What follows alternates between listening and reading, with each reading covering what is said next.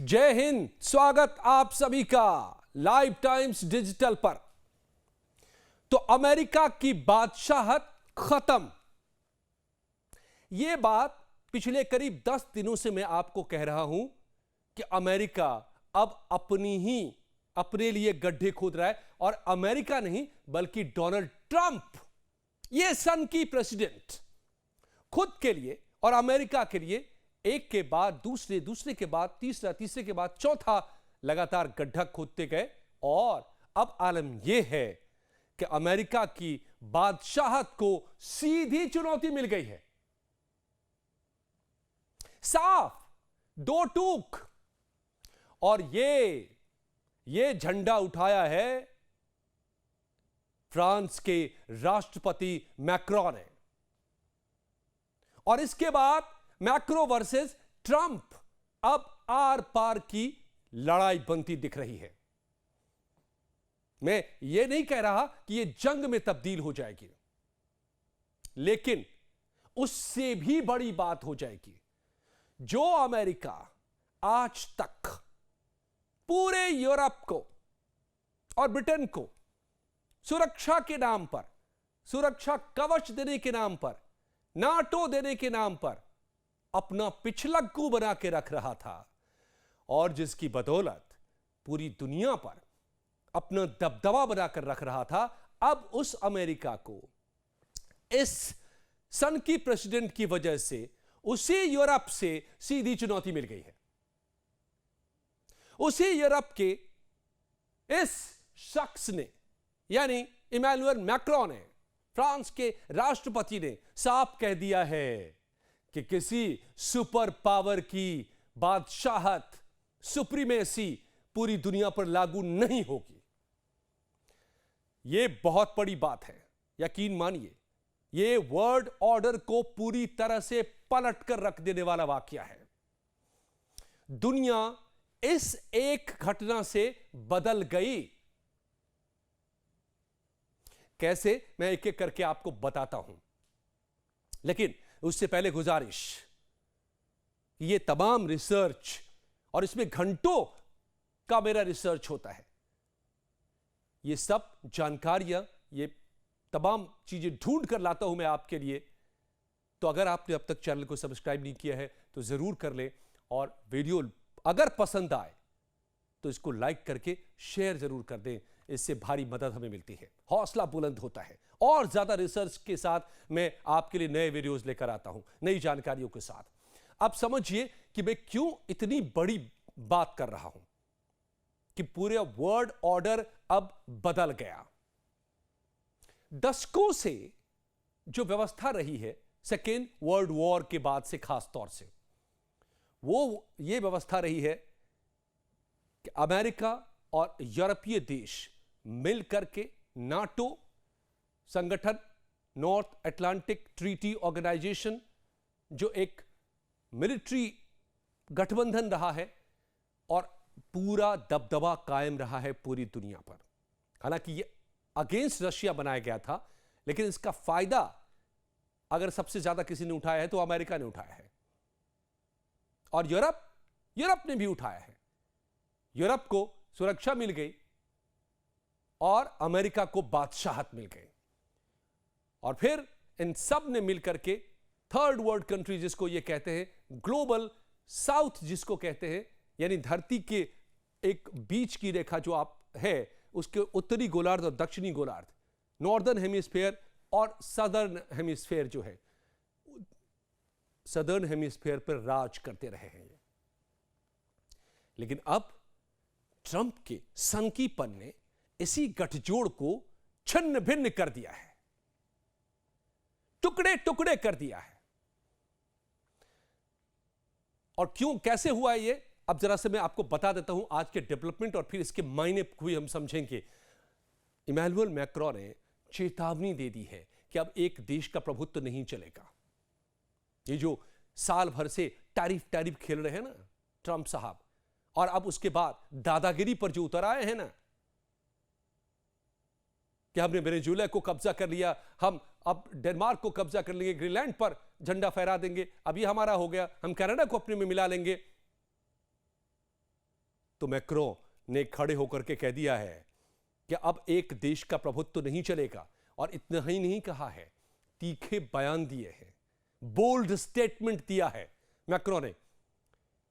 President Emmanuel Macron ने स्पष्ट किया है कि दुनिया अब बदल चुकी है, किसी एक देश यानी कि अमेरिका का एक तरफा प्रभुत्व कतई स्वीकार्य नहीं है। यूरोपियन सोवरेनिटी, यूरोपीय संप्रभुता पर भी सीधा सीधा की बात कह दी है। सीधे मैक्रों ने कहा है कि यूरोप को अब अपनी सुरक्षा और अर्थव्यवस्था के लिए दूसरों पर निर्भर रहना छोड़ना होगा। मैंने आपको पहले ही बताया कि सेकेंड वर्ल्ड वॉर के बाद यह सारा गठजोड़ हुआ था, जब जर्मनी का वॉर मशीन निगलता चला गया यूरोपीय देशों को। फ्रांस को तो घंटों में फ्रांस पर कब्जा कर लिया था। फिर उधर से ब्रिटेन शामिल हुआ, युद्ध में कूदा। दूसरी तरफ से रशिया कूदा। हालांकि यूरोप और रशिया एक दूसरे के दुश्मन थे, लेकिन यहां पर एक तीसरा दुश्मन खड़ा हो गया था। तो दुश्मन का दुश्मन दोस्त एक वक्त में हो जाता है। दोस्त तो नहीं बने, लेकिन दोनों लड़े अलग अलग दिशा से, उस जर्मन वॉर मशीन से, हिटलर के वॉर मशीन से। इसी बीच में पर्ल हार्बर हो गया। जापान ने अमेरिकी मरीन शिप पे अटैक कर दिया और उसके बाद अमेरिका भी कूदा वर्ल्ड वॉर में। और फिर वर्ल्ड वॉर खत्म हुआ, जर्मनी हारा और उसके बाद से यह गठबंधन नाटो विकसित हुआ। उसी दौर में जो रशिया का कोल्ड वॉर शुरू हुआ रशिया और अमेरिका के बीच में, और यह नाटो बना रशिया को रोकने के लिए। और यह गठबंधन चलता रहा है। लेकिन अब पहली बार, अब सोचिए कितनी बड़ी हिस्ट्री है इसके पीछे। अगर आपका की गुजारिश होगी, आप अगर आदेश करेंगे, गुजारिश नहीं आप आदेश करेंगे, तो मैं इस पर भी एक अलग से वीडियो बनाऊंगा कि पूरी हिस्ट्री क्या रही है नाटो की और इस गठजोड़ की, अमेरिका और यूरोपीय देशों की, डिटेल में बताऊंगा। लेकिन इस वक्त संक्षेप में बताते हुए मैं बस इतना कहूंगा कि इतने पुराने गठजोड़ को इस सन की प्रेसिडेंट ने, जिसका सबसे फायदा अमेरिका को होता रहा है, उसने बिखेर दिया है। और आज खड़े होकर के फ्रांस ने कह दिया, और फ्रांस ने ही नहीं कई यूरोपीय देशों ने कह दिया है कि अब अमेरिका का ये जो है प्रभुत्व वो मंजूर नहीं है। ये जो ट्रंप की अमेरिका फर्स्ट की नीति है, इसका हम विरोध करते हैं। और डोनाल्ड ट्रंप लगातार शुल्क लगा रहे, टैरिफ लगा रहे, अमेरिका फर्स्ट की नीति अपनाई हुई है। पहले एशियन कंट्रीज पे लगाया, अब यूरोपियन कंट्रीज पे लगा रहे हैं। तो मैक्रों ने कहा है कि ये जो लगातार टैरिफ का खेल खेल रहे हैं ना, इसने वैश्विक संतुलन के लिए खतरा पैदा कर दिया है। मैक्रों ने तर्क दिया है कि अमेरिका अपने हितों के लिए अब अंतर्राष्ट्रीय नियमों को ताक पर रख रहा है। और अमेरिका नहीं, दरअसल इस सन की प्रेसिडेंट।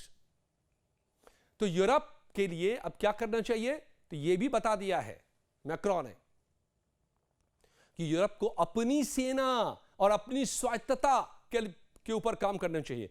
इससे पहले भी मैक्रो इस बात की वकालत करते रहे हैं, लेकिन अब यह ऐसा मौका ट्रंप ने दिया है कि अब सबको गोलबंद करने में जुट गए हैं। और मैं आपको 10 दिन पहले से कह रहा हूं कि दुनिया गोलबंद होगी इस सन की प्रेसिडेंट के खिलाफ, और अब वो होना शुरू हो चुका है। आप निकाल के देख लीजिएगा मेरे पुराने वीडियोस, 10 दिन पुराने, 9 दिन पुराने, और उसमें मैंने ये बात कही थी और वो हो रहा है। मैक्रों ने कहा है कि यूरोप को रक्षा के मामले में अब नाटो या अमेरिका के भरोसे नहीं रहना चाहिए। चेतावनी दी है कि यदि यूरोप एकजुट नहीं हुआ तो अमेरिका और चीन की जो ये प्रतिद्वंदिता है उसमें यूरोप पिस जाएगा।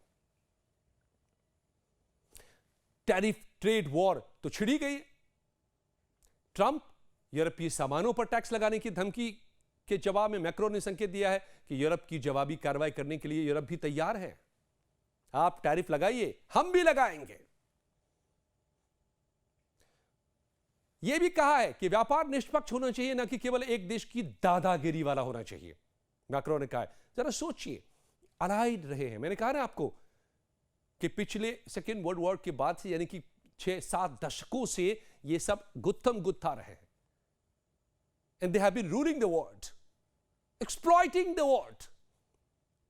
दुनिया को एक्सप्लॉइट करते रहे, अपनी फिनेंशियल और टेक्निकल सुपीरियरिटी से, तकनीकी और आर्थिक समृद्धि के बदौलत ये बाकी देशों को, ग्लोबल साउथ को एक्सप्लॉइट करते रहे हैं मिल करके। लेकिन अब इस एक शख्स ने ऐसा पेंडोरा बॉक्स खोला है इस सन की प्रेसिडेंट डोनाल्ड ट्रंप ने कि अब ये सारा ताना बाना बिखर गया है। तो कह दिया है मैक्रो ने कि एक देश की दादागिरी तो चलेगी नहीं अब।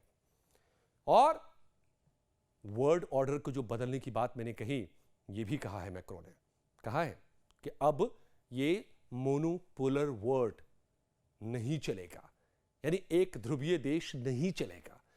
इसका मतलब क्या होता है एक ध्रुवीय देश का? कि किसी एक देश का ऐसा वर्चस्व कि जो पूरी दुनिया में अपने तरीके से पूरी दुनिया को ड्राइव करे, अपने फायदे के लिए, अपने हितों के लिए। तो अब मैक्रो ने कहा है, और जो बात भारत लगातार, भारत आज से नहीं दशकों से ये स्टैंड रखता रहा है कि मल्टीपोलर वर्ल्ड चाहिए।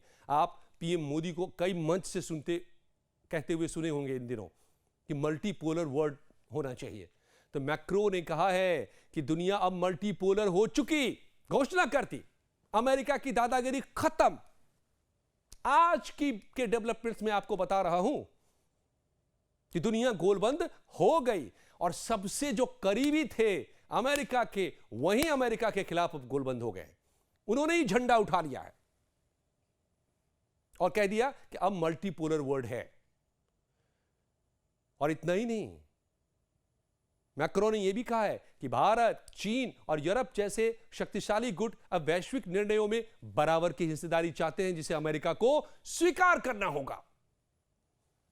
आपने सही सुना, भारत सबसे पहले, चीन और फिर यूरोप, और ये सब अब बराबर की हिस्सेदारी चाहते। मतलब इसका समझिए दोस्तों, बहुत बड़ा है ये, इसके मायने बहुत बड़े हैं।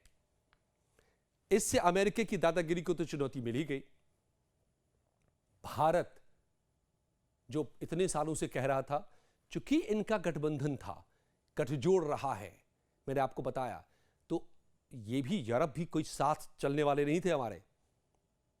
लेकिन अब जब इन पर पड़ी है इस सन की प्रेसिडेंट की कोरे की मार, तो बिलबिला करके ये कह रहे हैं कि नहीं नहीं, भारत भी ठीक है, भारत को भी उतना ही से होना चाहिए पूरी दुनिया की बातों में, चीन को भी मिलना चाहिए और यूरोप को भी मिलना चाहिए। तो मतलब क्या हुआ कि जो गठजोड़ अब तक अमेरिका का था, नाटो का था, यानी यूरोपीय देशों का, वेस्टर्न यूरोपियन कंट्रीज और अमेरिका, अब वो गठजोड़ कहां बनता दिख रहा है? यूरोप, इंडिया, चाइना और पीछे रशिया है। हालांकि यहां पर रशिया और यूरोप में 36 का आंकड़ा है, सारी झगड़े की लड़ाई यहीं से रही है, नाटो बनने की वजह भी यही रही है। लेकिन रशिया भी अपना स्टैंड बदल सकता है इस बदलते परिदृश्य में, क्योंकि वहां बीच में कौन खड़ा है? भारत और चीन। और भारत और रूस की दोस्ती के बारे में मुझे बताने की जरूरत नहीं, एक एक भारतीय इस बात को जानता है। तो गठजोड़ कैसे, देखिए अब पूरा लैंडस्केप चेंज हो रहा है, पूरी दुनिया का इक्वेशन बदल रहा है। मैंने आपको बताया कि इस सन की प्रेसिडेंट ने पूरी दुनिया के इक्वेशन को बदल दिया। अमेरिकी कभी माफ नहीं करेंगे इन्हें, इस मैडमैन को America is never going to forgive, क्योंकि अमेरिका ने जो अपना गलत या सही, हर कंट्री अपने लिए काम करता है, अपने वर्चस्व के लिए काम करता है, तो अब गलत या सही, लेकिन अमेरिका ने जो वर्चस्व कायम किया था इतने दशकों में, उसको इस शख्स ने निस्तो नाबूद कर दिया है, सबको अपना दुश्मन बना लिया है। दुश्मन तो दुश्मन, अपने दोस्तों को भी दुश्मन बना लिया है। और ये जो आर पार की लड़ाई की तस्वीर मैं आपको बता रहा हूं, इसी का नतीजा है। ये सबसे बड़ी इस बात की गवाही है। और आज जो मैक्रो ने कहा है, उसने साफ कर दिया है कि अब दुनिया गोलबंद हो गई है। अब ट्रंप के खिलाफ एक नए समीकरण उभर के सामने आ रहे हैं, और आने वाले दिनों में अमेरिका की बादशाहत तो नहीं ही बचेगी, अमेरिका की इज्जत बचना भी मुश्किल है। तो क्या है भविष्य? मैक्रो और ट्रंप का यह टकराव पश्चिमी गठबंधन में दरार पैदा करेगा, कर चुका, क्योंकि इसके और भी उदाहरण हैं और बड़े इंप्लीकेशंस सामने आ गए हैं। और आज ही इस पर बातें सामने आई है, मैं वो भी बताता हूं आपको। अब ये सवाल नहीं है बल्कि सच है कि दरार पश्चिमी गठबंधन जो रहा है यानी अमेरिका और नाटो का, वो उसमें दरार पैदा हो चुका। आज जाके भाई साहब मिमियाते हुए सफाई दे रहे थे डावोस में कि देखिए हमने तो नाटो को मजबूत करने के लिए सबको कहा 2% देते थे, 5% उसको करवाया, ज्यादा पैसे दे रहे हैं सब लोग और नाटो मजबूत होगा, पता चल रहा है भाई साहब को। लेकिन यूरोप को समझ में आ गया है कि अमेरिका जब चाहे उनको दबा दे, दादागिरी पर उतर आए, देशों को कब्जाने पर उतर आए, यह तो मंजूर नहीं है। तो इसीलिए अब सीधा स्टैंड यूरोप ने ले लिया है। और क्या लिया है? यूरोप के दूसरे देश भी अमेरिका को लेकर के, मैक्रो ही नहीं, फ्रांस ही नहीं, दूसरे देश भी अब उसके साथ खड़े हो गए। अब फ्रांस के पास, आपको बताऊं कि फ्रांस कोई ऐसी छोटी मोटी कंट्री नहीं है, उसके पास भी बड़ी ताकत है। जो मेट्रो को चुनौती, सीधे ट्रंप को चुनौती देने की बात कर रहे हैं या फिर ट्रंप से अलग होने की बात कर रहे हैं और अपनी सुरक्षा अपने हाथ में लेने की बात कर रहे हैं, जो अब तक अमेरिका और नाटो के भरोसे था। तो फ्रांस सैन्य शक्ति के मामले में काफी ताकतवर है, एक इंडिपेंडेंट न्यूक्लियर स्टेट है, न्यूक्लियर डिटरेंस है इसके पास। फ्रांस दुनिया की उन चुनिंदा ताकतों में से है जिसके पास अपनी स्वतंत्र परमाणु क्षमता है। 2026 तक फ्रांस के पास लगभग 290 परमाणु हथियार हैं जिन्हें पनडुब्बियों और राफेल विमानों से लॉन्च किया जा सकता है। यह अमेरिका पर निर्भर हुए बिना अपनी सुरक्षा करने में सक्षम है। इतना ही नहीं, एक डेवलप्ड एयर और स्पेस टेक्नोलॉजी भी अमेरिका के पास में। राफेल जेट जिसको भारत ने भी खरीदा है फ्रांस का, यह दुनिया के सबसे घातक और मल्टी रोल फाइटर जेट है और 2026 तक इसकी उत्पादन क्षमता बढ़ाकर 5 विमान प्रति महीने करने का लक्ष्य भी रख लिया है फ्रांस ने। 6th जनरेशन का फाइटर जेट फ्रांस के पास है। फ्रांस, जर्मनी और स्पेन मिलकर के इस पर काम कर रहे हैं और बहुत जल्द ये साकार होने वाला है। फ्यूचर कॉम्बैट एयर सिस्टम पर काम कर रहे हैं ये सभी मिलकर के, फ्रांस, जर्मनी, स्पेन। अंतरिक्ष की भी ताकत फ्रांस के पास में है। टोही अपना उपग्रह है, स्पाई सैटेलाइट है, अर्ली वार्निंग सिस्टम है। तो फ्रांस भी पूरी तरह से लैस है। ब्लू वाटर नेवी विमान वाहक भी फ्रांस के पास है। परमाणु ऊर्जा से चलने वाले इसके पास विमान वाहक जहाज है, चार्ल्स डी गोले। फ्रांस अगली पीढ़ी के परमाणु संचालित विमान वाहक यानी पैंग और उन्नत परमाणु पनडुब्बियों पर भी काम कर रहा है। और दुनिया में जो रैंकिंग की बात करें तो फ्रांस को 7वां 8वां स्थान रहा है। अब देखिए, सैन्य शक्ति तो एक है ही फ्रांस, इसीलिए सीधे चुनौती जो आपको दिख रहा है देते हुए, यह सिर्फ प्रतीकात्मक तस्वीर नहीं है, यह हकीकत है आज की।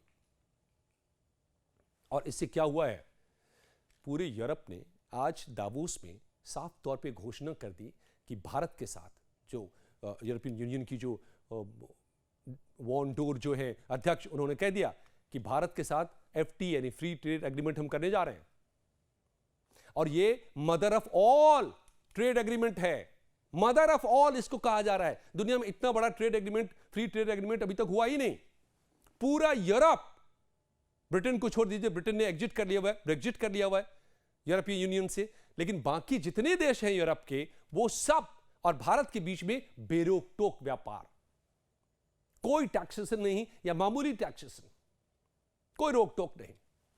यह अमेरिका को जवाब है, अमेरिका की टैरिफ पॉलिसी को जवाब है, जो ट्रंप टैरिफ के डर से पूरी दुनिया को डराने पर आमादा नजर आ रहे हैं और लगातार कुछ भी बात हो हम टैरिफ लगाएंगे। तो 10 साल से लटका था यूरोप और अमेरिका के बीच में यह फ्री ट्रेड एग्रीमेंट का मामला, नहीं आगे बढ़ पा रहा था। लेकिन अब ये भाई साहब ने जो ड्रामा करना शुरू किया है, तो सबको समझ में आ गया कि अमेरिका से अलग एक सप्लाई चेन एस्टैब्लिश करो, आपस में जो भरोसेमंद देश है, जो मैच्योर कंट्रीज है, और इसके तहत भारत की बल्ले बल्ले हो रही है। Mother of all trade agreement होने वाला है डिक्लेयर, और कब होने वाला है? 25 जनवरी को, माफ कीजिएगा 27 जनवरी को। और उससे एक दिन पहले 26 जनवरी को हमारा, आप जानते हैं कि रिपब्लिक डे है, और उस दिन यूरोपियन यूनियन के खास मेहमानों को भी बुलाया गया है यहां पर। वो हमारे खास मेहमान होंगे, वो हमारा परेड देखेंगे, साथ मिलकर हम लोग जश्न मनाएंगे, और उसके बाद ट्रेड एग्रीमेंट साइन हो जाएगा। और फिर उर्सुला वॉन डोर ने कह दिया कि थोड़े बहुत काम बाकी है, उसको जल्दी जल्दी पूरा कर लिया जाएगा। अमेरिका का पत्ता यहां से भी साफ। तो सैनिक गठबंधन वो बिखर रहा है, बिखर गया। और अब ट्रेड एग्रीमेंट यूरोप और इंडिया का होना मतलब अमेरिका को अंगूठा, रह लो तुम खुद, बन लो दादा, घर में रहो तुम अपने दादा, दुनिया से दादागिरी खत्म, दुनिया से व्यापार तुम्हारा खत्म। यह सीधा संदेश है। और इसीलिए जो मैंने आपको 10 दिन पहले कहा था वो होना शुरू हो गया है। आज फ्रांस ने उठ करके कहा है, 8 देशों ने समर्थन कर दिया है, यूरोपीय देशों ने, फ्रांस, जर्मनी, स्पेन, तमाम देश हैं कि नहीं, डेनमार्क में अमेरिका का कब्जा नहीं होगा। फ्रांस ने जो कह दिया है आपको मैंने बता ही दिया। तो अमेरिका की दादागिरी अब कहां रही, प्रभुत्व कहां रहा। और इस सब के बीच में अब इस सन की प्रेसिडेंट को ऐसा करारा जवाब मिला है कि अब ये तो शुरुआत है दोस्तों, आगे आगे देखते चलिए होता है क्या और क्या होना चाहिए, ये आप हमें जरूर बताइएगा। जानकारियां सही लगी हो तो इसको वीडियो को लाइक करके शेयर जरूर कर दीजिएगा। बहुत बहुत धन्यवाद।